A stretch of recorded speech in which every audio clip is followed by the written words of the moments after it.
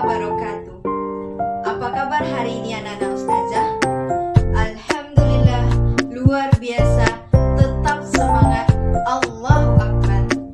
Alhamdulillah, pada kesempatan kali ini anak-anak ustazah kembali belajar bersama Ustazah Mardiah. Hari ini anak-anak ustazah akan belajar dengan tema 2, bermain di lingkunganku. Subtema 1, bermain di sekitar rumah. Pembelajaran 2 dan 3. Walaupun anak-anak ustazah belajar di rumah, jaga selalu kesehatannya ya. Dan jangan lupa selalu mengikuti protokol kesehatannya, seperti mencuci tangan, memakai masker, dan memakai hand sanitizer saat keluar rumah. Sebelum belajar, alangkah baiknya kita membaca doa sebelum belajar.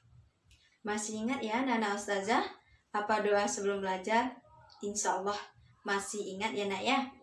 Baik, kita berdoa terlebih dahulu ya.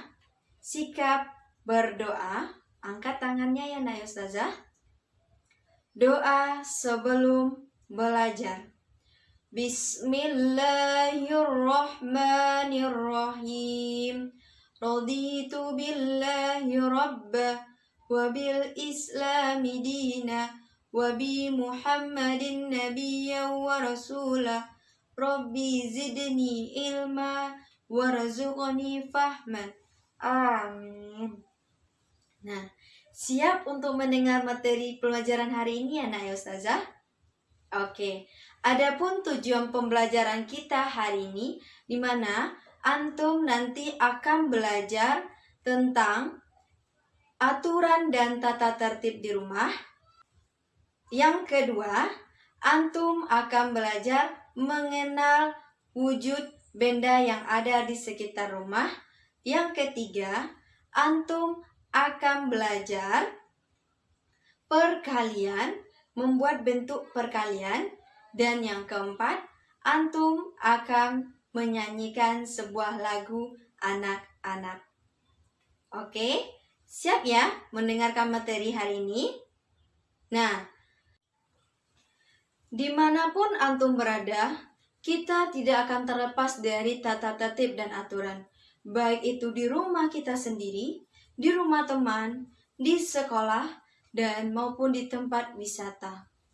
Nah, biasanya kalau di rumah, aturan dan tata tertib biasanya dibuat oleh anggota keluarga, yaitu boleh dibuat oleh ayah maupun bundanya di rumah.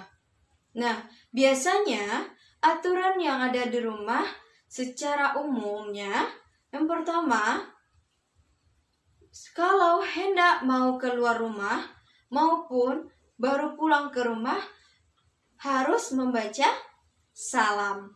Nah, anak-anak ustazah biasanya mau pergi keluar rumah atau mau pergi sekolah, ada mengucapkan salam bersama orang tuanya?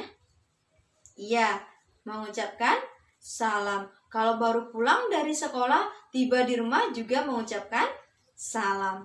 Yang kedua, anak-anak ustazah, adapun aturan yang ada di rumah, yang keduanya yaitu antum harus meminta izin kalau hendak keluar rumah. Atau misalnya, ayah, bunda, ana mau pergi bermain dulu ya bersama teman, ana izin ya sebentar.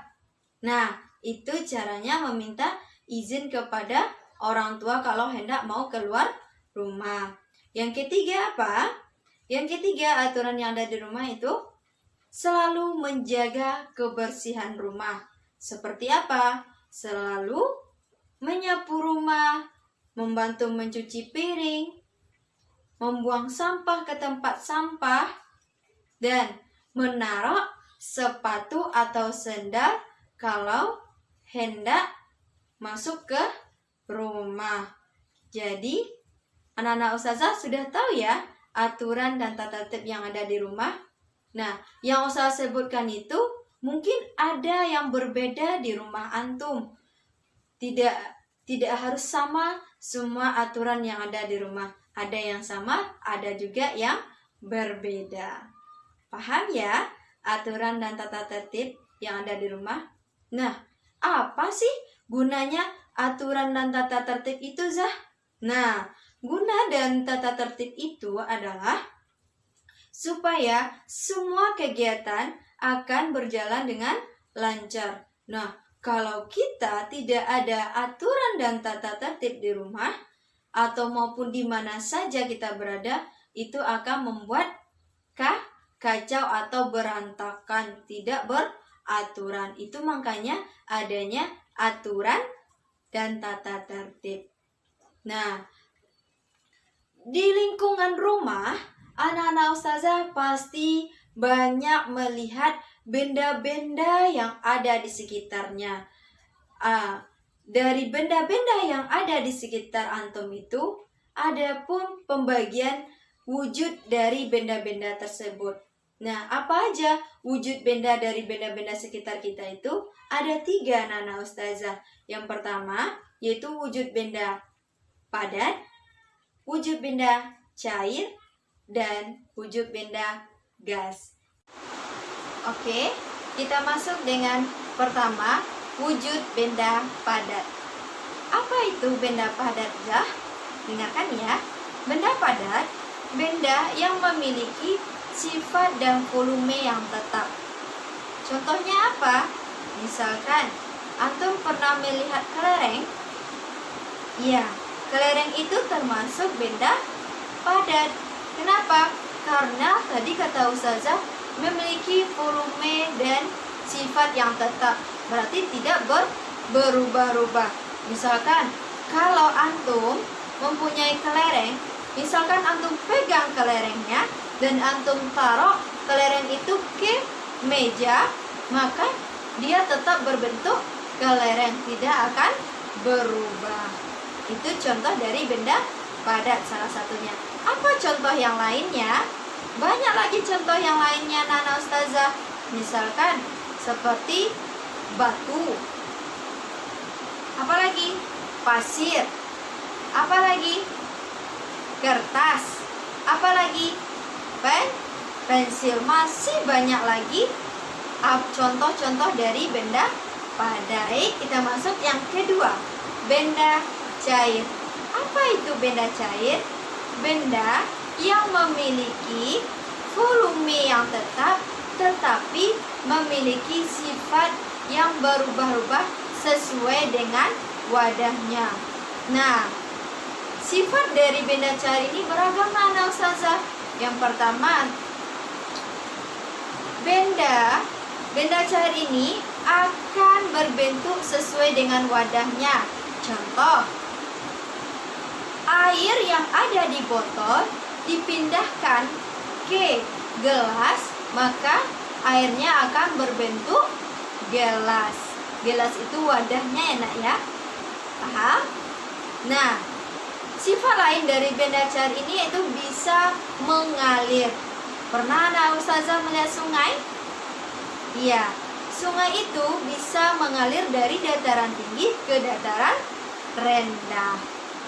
Paham ya anak ustazah sifat dari benda cair. Dan yang ketiga, benda cair ini bisa sifatnya yaitu meresap. Tahu anak-anak ustazah meresap? Contohnya seperti ini. Anak-anak ustazah punya kompor. Kalau belum tahu dengan kompor, bisa ditanya seperti ini gambarnya. Kompor ini namanya kompor minyak. Kompor minyak ini yang adanya sumbu di dalamnya dan akan diisi minyak atau minyak tanah namanya ya. Nah, dari kompor ini, sumbu yang ada di kompor ini akan meresap minyak tersebut sehingga akan menyalanya api di kompor ketika kita hidupkan api ya nak ya. Nah, itu sifat-sifat dari benda cair.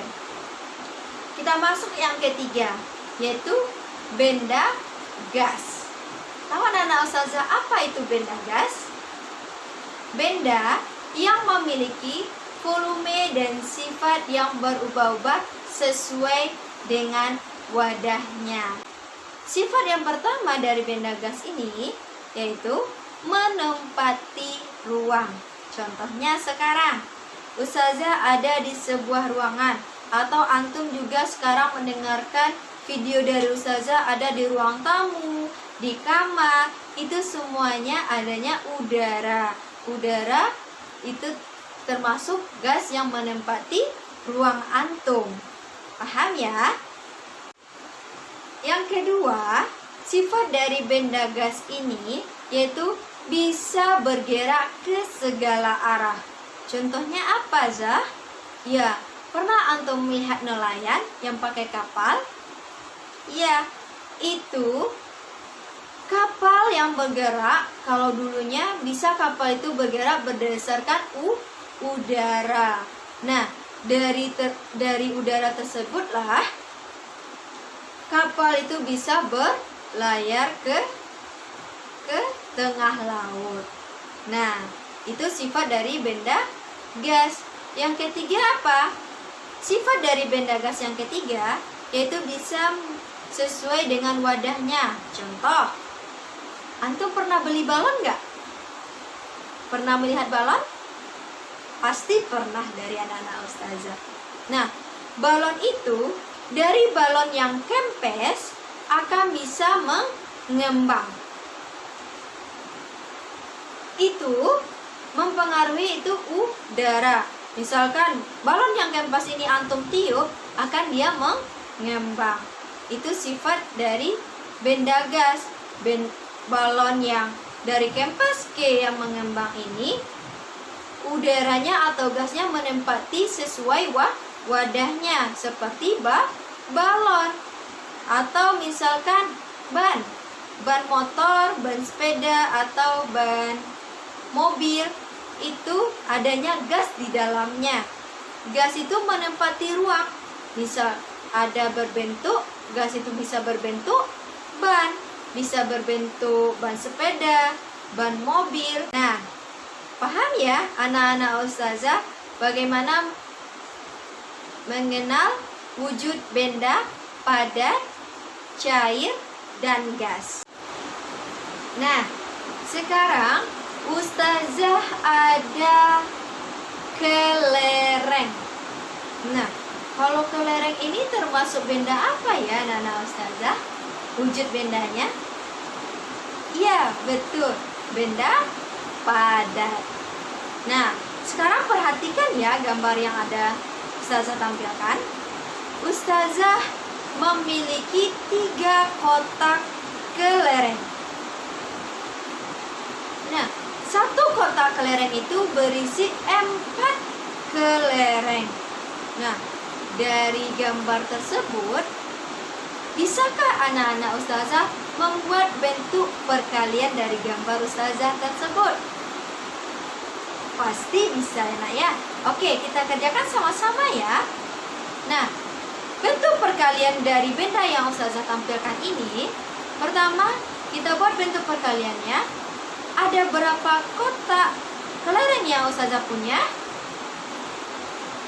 Iya, ada 3. Dalam 1 kotak ada berapa isi kelereng Ustazah? Iya, ada 4.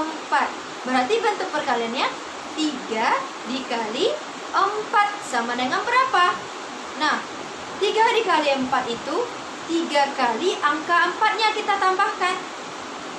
Antum udah tahu ya, perkalian itu penjumlahan yang berulang-ulang.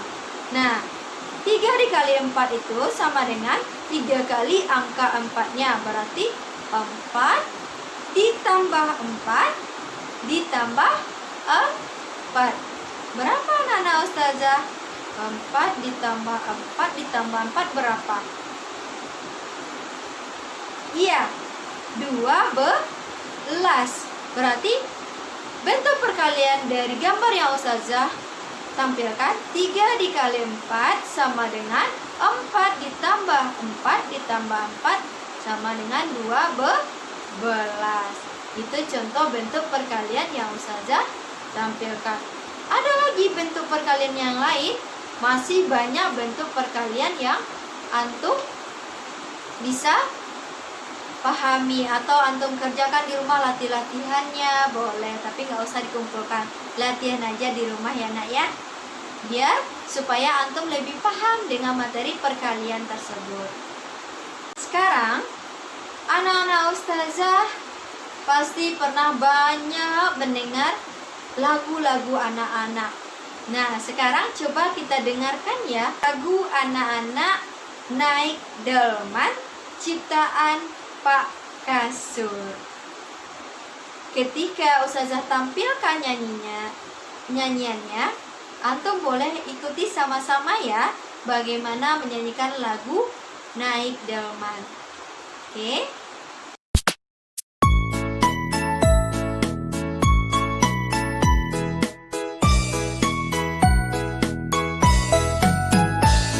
Pada hari Minggu ku turut ayah ke kota, naik delman istimewa ku duduk di muka. Ku duduk samping Pak Kusir yang sedang bekerja, mengendali kuda supaya baik jalannya. Hey, tuk tik tak tik tuk tik tak tik tuk tik tak tik tuk. Tuk tik tak tik tuk tik tak suara sepatu kuda. Tuk tik tak tik tuk tik tak tik tuk tik tak tik tuk. Tuk tik tak tik tuk tik tak suara sepatu kuda.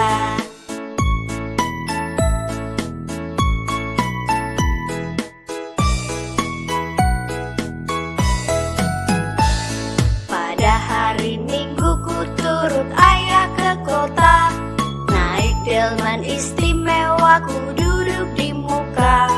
Ku duduk samping Pak Kusir yang sedang bekerja, mengendali kuda supaya baik jalannya. Hey, tuk tik tak tik tuk tik tak tik tuk tik tak tik tuk. Tuk tik tak tik tuk tik tak suara sepatu kuda. Tuk tik tak tik tuk tik tak tik tuk tik tak tik tuk. Tuk tik tak tik tuk tik tak suara sepatu kuda. Oke, anak-anak ustazah sudah mendengarkan lagu anak-anak yaitu Naik Delman ciptaan Pak Kasur. Dalam bernyanyi, anak-anak ustazah sebelumnya sudah belajar nada panjang, nada pendek, dan panjangnya. Nah, dari bernyanyi, antum juga harus pahami ya, mana yang panjang, mana nada yang pendek. Dari pembelajaran 1 yang antum baca, antum pahami, di mana nada yang panjang 2 ketuk itu ditandai dengan tanda titik di belakangnya. Misalnya seperti yang ustazah tampilkan ini. Nah, kalau nada yang panjangnya 1 ketuk, yaitu gimana? Nada yang tidak memiliki tanda garis di atas maupun tanda titik di sampingnya. Oke, paham ya tentang nada yang ustazah sampaikan?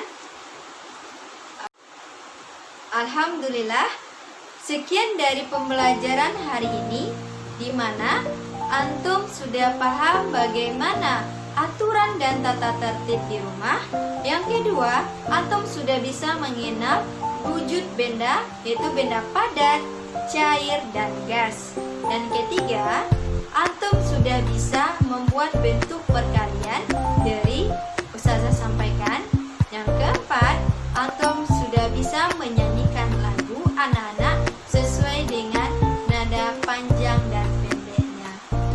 Nah, semoga antum paham dengan materi yang ustazah sampaikan hari ini ya anak-anak ustazah. Tetap semangat ya belajar di rumah dan selalu menghormati orang tuanya dan selalu menjaga kesehatannya di rumah. Sekian pembelajaran kita hari ini. Assalamualaikum warahmatullahi wabarakatuh.